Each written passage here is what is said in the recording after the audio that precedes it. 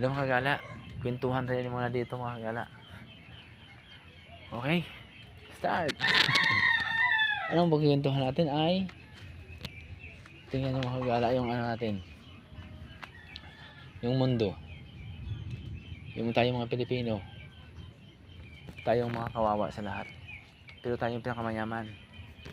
Maniwala kasi hindi, pinakamayaman yung Pilipinas sa buong mundo. Yun. Kaso pinagluluko lang tayo, kontrolado tayo ng mga iba. O, unahin natin panahon na ni Magellan. Ano ba sabi nila?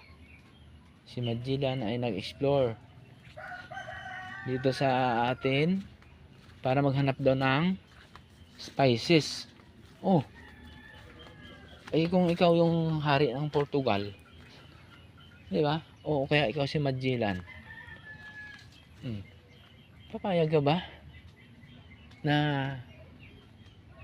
tawirin mo yung Pacific Ocean na nakasalala yung buhay mo sa napakalaking alon dyan, tapos nakasalalay din yung mga buhay ng mga crew, mga tao mo niya, tapos nagastos yung nung Espanya ng milyon para lang mag-explore sa spices. Oh, sinong tangang tao papayag mo mga kagala? Ano mga kwentuhan mga kagala, sinong papayag noon? Isipin nyo lang. Ngayon, i-analyze natin lahat ng pangyayari sa Pilipinas. Kwentuhan tayo. Buksan nyo yung isipan kung anong pinagagawa nila sa atin. I-explore mo ba yan? Kung ikaw si Magellan, nakataya na ganang buhay mo, spices na hanapin mo dito sa Asia. Kaya, ang totoo mga kagala, nakita ni Magellan doon sa textbook, doon sa Bible, di ba?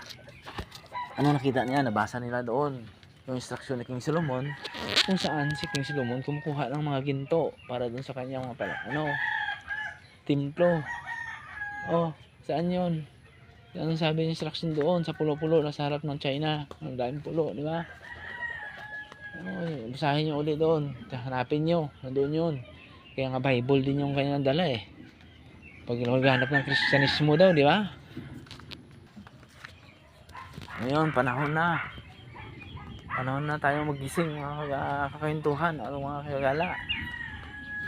Gising na at mag-isip tayo. Reveal natin to kung ano ang katotohanan ng Pilipinas ay pinakamayaman sa buong mundo. Kinokontrol na tayo tulad niyan yung China, ginagago tayo niya mga yan. Kaya pala sinuportahan nila yung NPA dati, kasi nga nandyan yung yaman ng isa pang yaman ng Pilipinas. Okay, ang para sa akin lang siguro kay panahonan ni Marcos, ni Ferdinand yung senior, kaya niya na sana explore dyan problema ayaw ng iba bansa na wag muna, kaya tayo ngayon pa lang simula, kasi nga paubos na yung langis nila. Bakit na paubos na? Ayaw nila tayo pa operatin dyan noon pa, kasi nga yung atin yan parang banga yan yung kanila doon parang ilog lang yan doon yung kumbaga yung pinaka main yung sa West Philippine Sea, dyan yan ang pinakabanga ng langis. Kasi kung mag-ano na tayo dyan, i-explore natin yan, pag kinuha na natin yan, kaya na doon mahuhu yun may higop yun doon, pupunta yan dito, kasi dito yun ang pinaka main sa Pilipinas. Mawawalan sila doon agad kung tayong higop agad yan. Yung mauuna, maubos ang kanila doon, kasi nga pupunta doon sa lalim ng Pilipinas. Yun. Kaya ngayon panahon na natin, kasi paubos na din naman konti na mga langis yan. Saudi, naghihingalo na yan ang mga langis nila dyan. Ngayon itong China, pinagplanuhan na pala tayo ng mga yan. Kaya pala ginugulo nila ang Pilipinas. Suportado nila itong mga NPA dati. O, yung magulo kayo dyan. Habang sila pa, dandahan nag-ooperate yan. Tingnan nyo yan, wala ang pinagagawa ng mga yan. Ubus na. Inubos na pati yung ano, ang isda natin. Paano yan ano pa yung mga isda? Mabubuhay. Ipinatay nila yung mga corals dyan. O. Kaya pala, dahil ito sa loob ng Pilipinas, nagkakagulo tayo kapwa Pilipino. May mga trolls din sila dito. Pati yung mga namumuno ng mga nauna. Utosan, yung uto-uto nila. Tapos ngayon, nakikisaw-saw sila para makapayag tayo dyan na ano, sige, hati, 60-40 tayo. Yun ang inaantay ng China dyan. Para magkasundo. Para sila doon, mayroon. Yun ang totoo dyan. Hala. Palawakin yung isipan nyo. Yun lang naman inaantay ng China para pumayag tayo eh. Magkasunduan eh. Kaya nagkasaw-saw sila eh. Ginamit lang nila yung kanyang lakas na piki. Kailangan tayong umalma na ngayon mga kagala. Ibunyag natin ang katotohanan na ginagago tayo ng mga yan. Kinokontrol. Bakit? 300, almost kulang-kulang 400 years tayo na ano, sinasakop. Pinag-aagawan dito. 400, almost, sabihin mo, yung sa yung Kastila 333 ba yan? Years? O yung Hapon, yung Amerika. Almost 400 years. Ibig sabihin mga ninuno natin patay na yon nung tayo binitiwan na. Ngayon, na-discover rin tayo ng mga yan. Ang mga Pilipino ay masisipag. Okay? Masisipag, mga pakumbaba, o masunurin, makatao, makadiyos. Perfecto ang mga Pilipino. Ngayon, mababango. Sila ginagaligo. Ngayon, kung sino, discover sa buong mundo kasi pananakop, sino yung maging katulong natin? O di, tayong napili. Kung kaya nga, sino ang pinakamayaman, yan pa ngayon ang magiging katulong. Yun kasi napakapakumbaba tayo ng mga tao, mga Pilipino. Tingnan sa buong mundo kahit ang sulok, mag-research kayo na mayroong Pilipino doon. Naging successful sila sa kanilang plano. Kasi discover tayo na tayo pala ang the best talaga maging katulong. Kasi the best ang Pilipino sa lahat sa paggawa, o mautak, madiskarte, lahat ng ugali na magaganda sa Pilipino. O sino ba yung gusto nyong maging katulong? Diba? Yun ang nangyari sa atin. Kaya kahit tayo pinakamayaman, isipin mo isipin nyo na lang ang Amerika, yung mga nagigilo, yung Japan, nagigilong bansa nila, hindi tayo makapag production maayos kasi malamig. Bakit silang mayaman? Samantala tayo 24/7 tayo na pwedeng magtrabaho dito. Pwede mag-production kahit anong oras. Bakit tayo mas mayaman sila sa atin? Yun. Kinokontrol tayo nila. Yun yung katotohanan mga kagala. Mga kukwentuhan.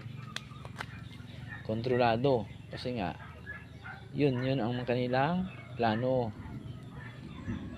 Pilipino. Hindi ba yung nagtaka? Yung ako ay Pilipino na kantahin yung mga gala. Kung bakit gano'n? Bakit na compose yung gano'n? Bakit tayo dugong maharlika?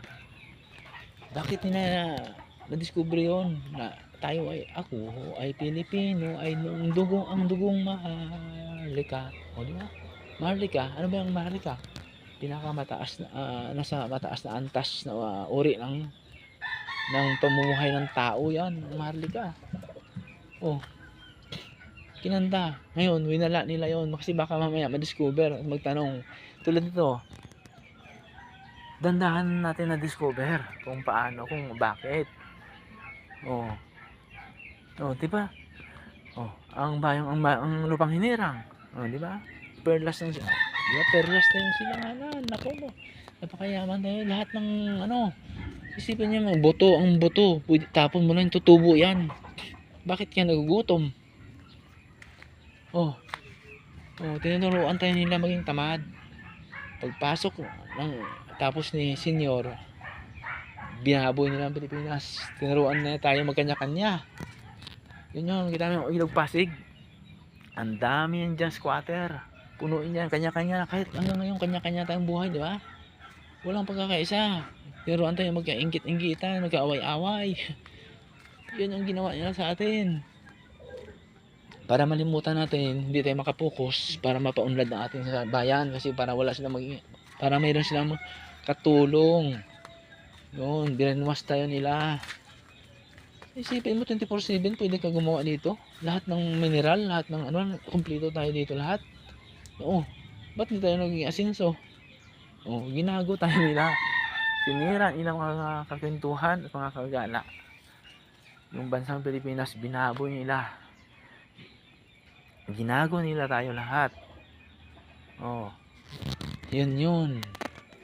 Pinagtutulungan ano nila. Hindi natin alam. Sa kabila ng sa likod niyan, ginagago tayo. Yun. Kantahin niyo ng maayos at isa-isahin yung ako ay Pilipino. Diba? At ang lupang hinirang na hindi natin isinasa puso tuwing kinakanta yan. Oh, ang pinakamasaklap pa, di ba? Ang ako ay Pilipino, tinanggal nila para hindi natin madiskubre kung anong tayo. Oh.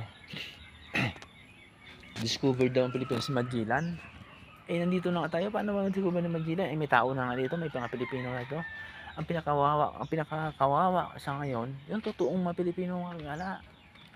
Sino yun? Oh, yung mga badyaw. Yung totoong walang ibang walang ibang halong lahi yun eh. Oh. Yung mga mangyan, yung mga ita, yun ang pinakakawawa ngayon dito sa Pilipinas. Yung totoong may-ari ng Pilipinas. Yun, tayo ngayon halo-halo na eh. Oh, yun ang pinaka-original ng mga Pilipino. Na ginagago nila. Oh, kahit na sabihin mo ngayon, sabihin pa nila dyan na mali. Kayo na mag-isip kung tama o mali ang sinasabi ko sa inyo. Di ba? Yun. Simula pa lang yung mga gala sa ating pintuan na yan. Abangan nyo pa ang susunod. Subscribe para at share nyo po kung pwede. Para magisingin natin yung ating mga kababayan at ating lahi. Simulan na natin. Tulad yun, di ba? Isipin nyo, nandito na pala yung mga Chinese sa loob. At tama yung mga gala. Iniikot ko yan, nag-oobserba ako.